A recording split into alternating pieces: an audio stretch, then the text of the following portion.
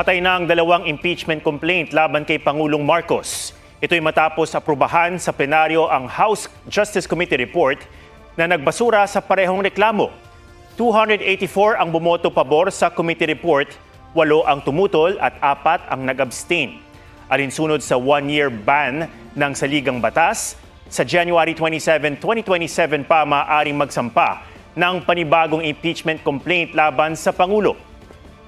Ayon sa Malacanang, nasiyahan ng Pangulo sa naging proseso sa Kamara at natuwa sa mga mambabatas na nagbasura sa mga impeachment complaint laban sa kanya. Hindi naman naisalang sa order of business ng plenaryo ang 3 impeachment complaint laban kay Vice President Sara Duterte.